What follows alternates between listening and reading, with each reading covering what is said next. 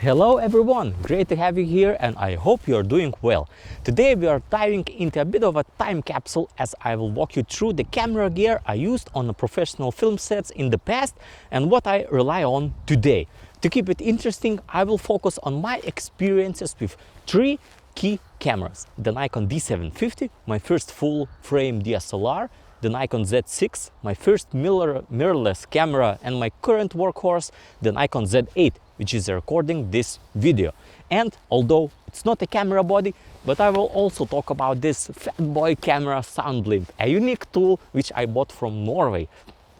If you're curious and want to know what this black case was used for and why it is obsolete right now, hit that like button, subscribe, and let's go where it's a little bit more cozy and warmer.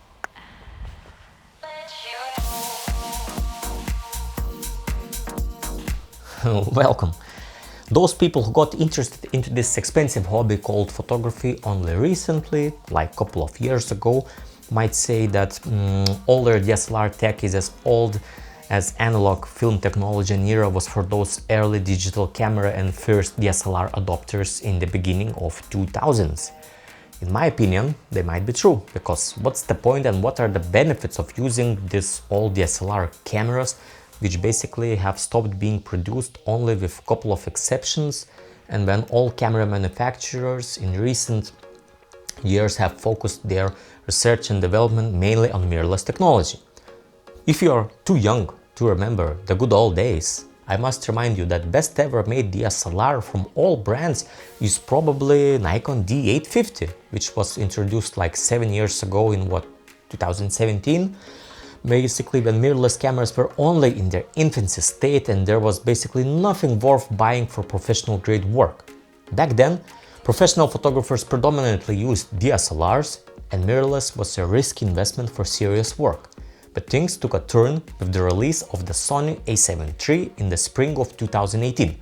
That's when photography community really began to see mirrorless as the future, myself as well.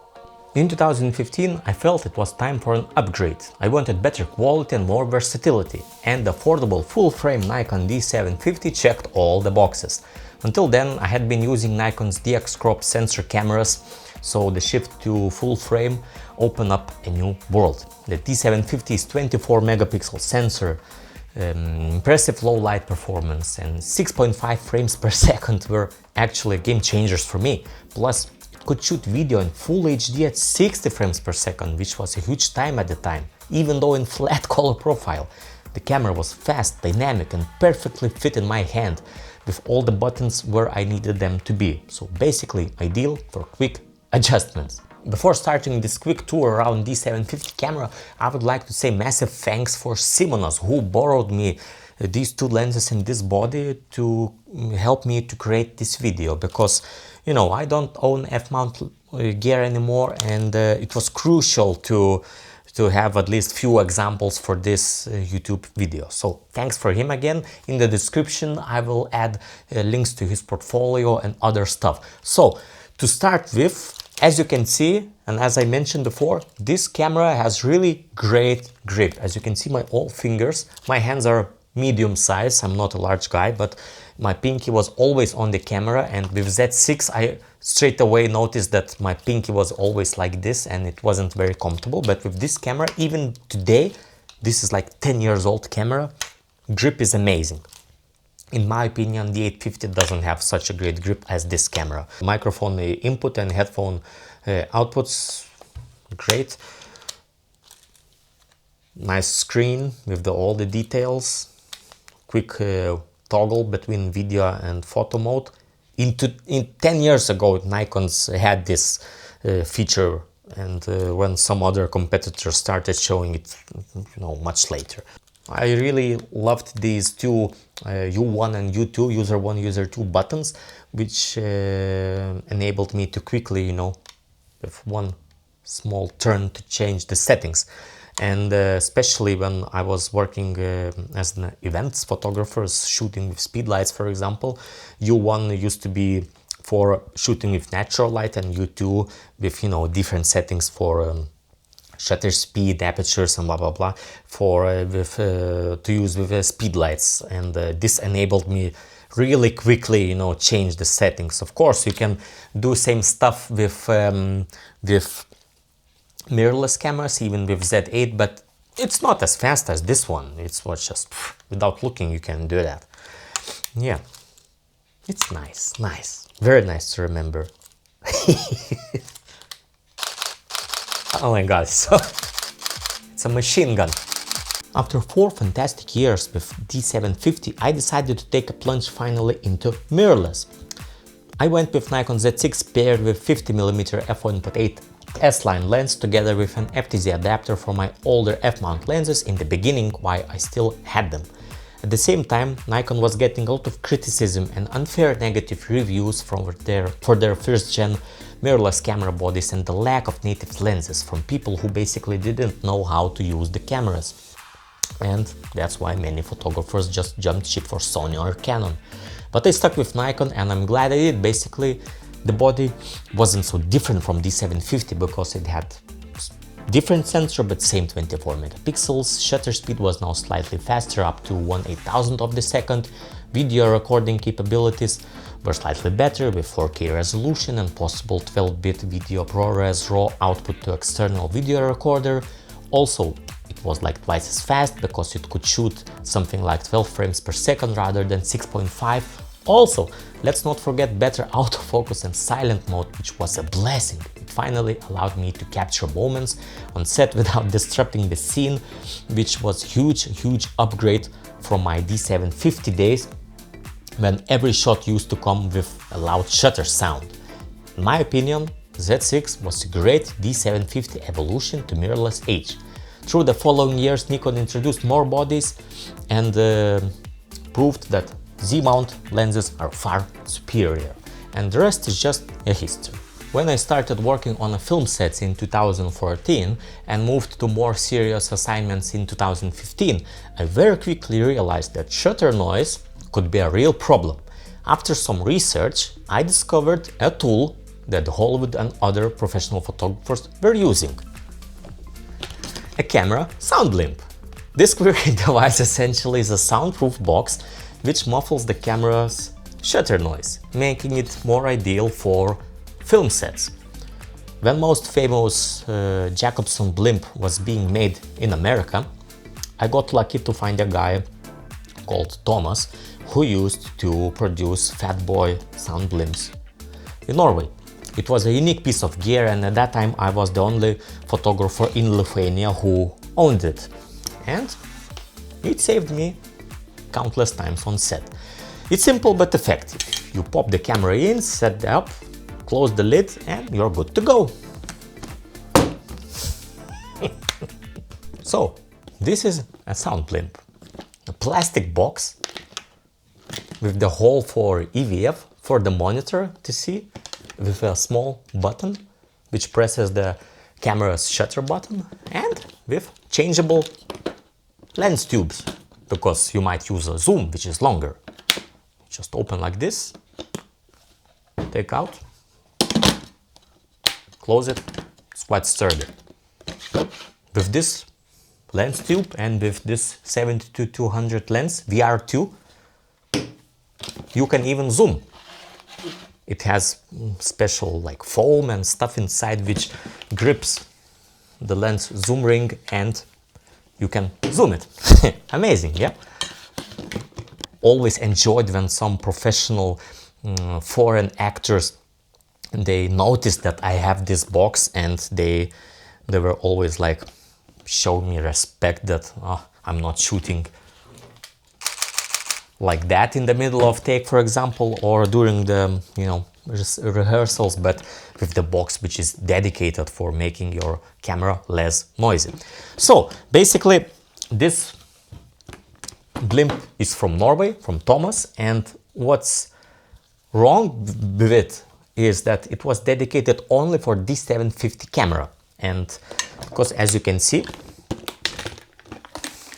this part is cut only to was cut to fit only the D750.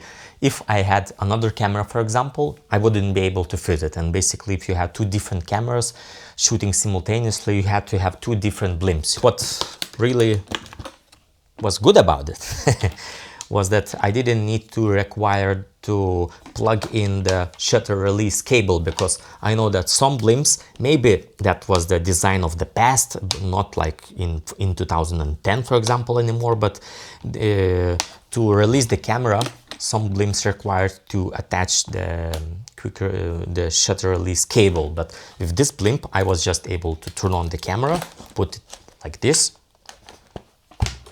close it,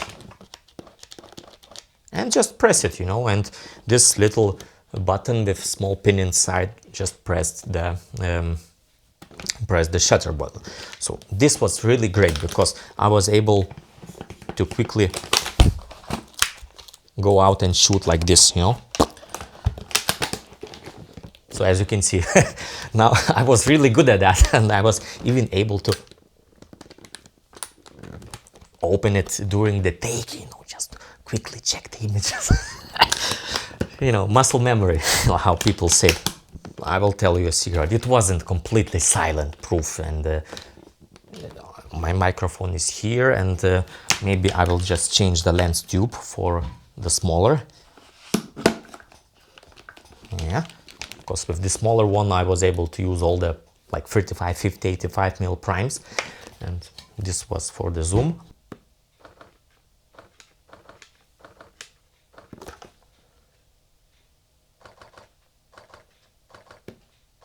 I don't know how much my microphone picks up this, you know, muffled sound, but if you would be like 10 meters away,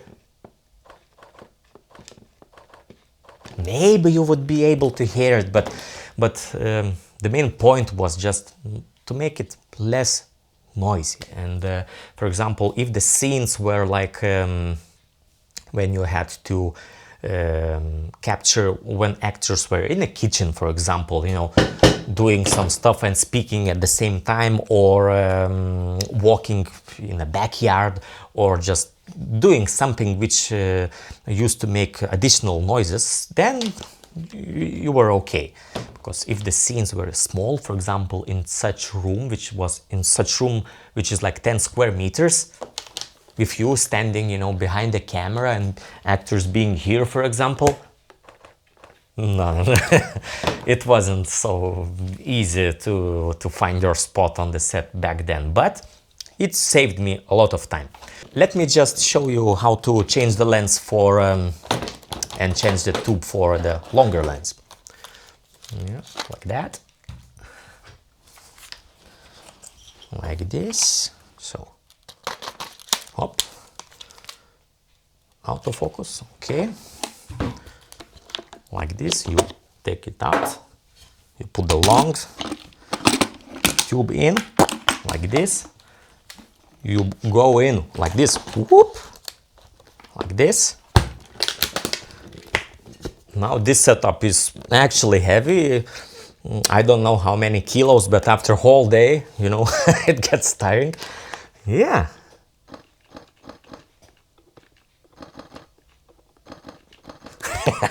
And as you can, I don't know if you will be able to see it, but yeah, maybe a little bit. You can see the image circle changes a little bit. Yeah. Maybe I need to use some VD40 to make this less noisy, but it's crazy. Now I have Z8 which shoots silently. Oh my god.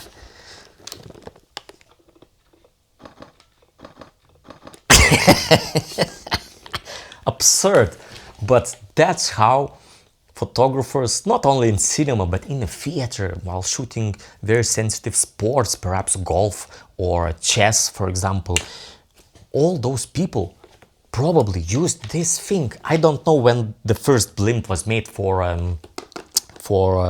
photography cameras, but you know, the Matrix, which was shot in the beginning of 2000s, the photographer who worked there probably also used something like this. Maybe not Fatboy, Jacobson blimp, but then he had this kind of gear. Crazy.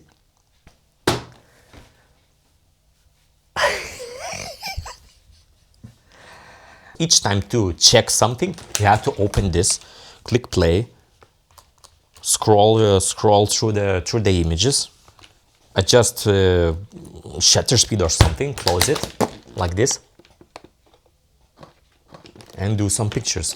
Again, then we'll again open, go through the images, just set up something, put it there. Yeah, so that's a history. I'm not gonna sell it, I don't need it anymore, but as an artifact from the past, oh my god, amazing. As you know, those scratch mics, they pick up everything and they exaggerate everything, so you will be able to hear, you know, the difference. And let's do it. So maybe yeah, I will just unplug it, and I will just make it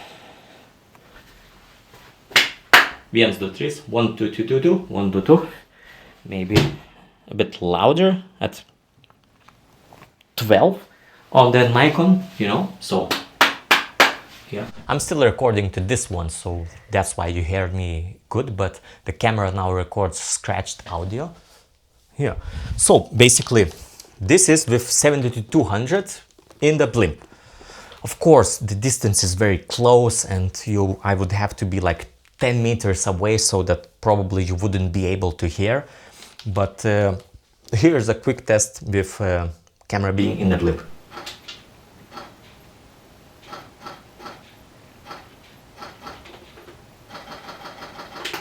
And now the camera being outside. I think there is a very big difference. And quickly just to show you with the smaller lens, because I always noticed that using this blimp with smaller lenses usually allowed me to be even more silent.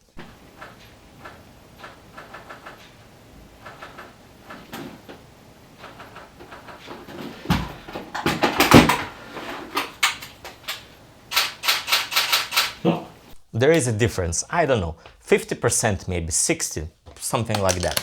And we have to remember that when the sound is usually being recorded, they use microphones which have a pickup pattern. And for example, you know, if the action is here, two actors are talking, the microphone is like facing this way, for example, and if I'm behind the camera, then it was even less of a problem, because, you know, I'm behind the camera, microphone picks the sound, all the noise and sound which is here. So it's, I don't know how many movies I did, but I just had complaints only a few times when the sound guys were able to hear me.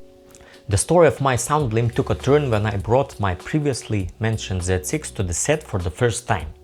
After just one take, I realized that my sound blimp had become obsolete, because the Z6's silent mode did everything I needed.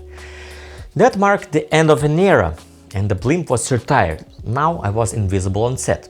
A little bit sad, but technology moves on, and now I'm working with the Nikon Z8, the best what Nikon has ever produced in my opinion. Basically, Nikon Z8 represents the pinnacle of Nikon's mirrorless line right now. The Z8 combines the best of both worlds. Performance features from the flagship Z9, but in a more compact, manageable body. The difference is just the body size, larger battery, and better heat dissipation on the Z9 basically. This camera brings fully stacked 45 megapixel sensor and stunning resolution, allowing me to capture incredible detail and sharpness, which is essential on professional shoots. The more resolution, the better. Yes? One standout feature is the Z8's advanced autofocus system, which feels amazing in how it tracks and predicts the subject movement, even in the fast-paced environments. This paired with the ability to shoot up to 20 frames per second in 14-bit RAW files lets me capture all the moments with precision and clarity. It's a really major leap forward in camera technology, which I couldn't get it with earlier models. The Z8 also shines when it comes to video. With 8K at 60 frames per second at 12-bit internal RAW and 4K 120 FPS in full sensor-size video recording capabilities, I have more flexibility now for both creative and commercial projects, essential for the hybrid shooters who need both higher stills and professional-grade video. Overall, the Nikon Z8 truly delivers everything I need from a pro-level camera, pushing the boundaries of what I thought Nikon could achieve in mirrorless. It's a tool that helps me to create without limits, and it makes me excited to keep exploring what's possible in the future. To wrap up, I want to remind everyone that the best camera is simply the one that works for you. Every brand, whether it's a Canon, Sony, Nikon or any other, makes amazing tools, each suited to different needs. It's easy to get caught up in finding flaws or limitations, but let's not forget the incredible progress we have seen just in a few years. The possibilities are practically limitless now. So let's go out, shoot and enjoy. If you have any questions, drop them in the comments below and I'll be happy to answer all of them. I would be extremely happy if you would like this video as well and subscribe my channel so that you wouldn't miss the future episodes. Also, if you would like to make a small donation for this channel to grow, you will find the link in the description below. I'm leaving you with this beautiful winter style panorama from Justiniškės district and saying thank you. Hopefully you have enjoyed this episode, this noisy background, and until the next time, thank you.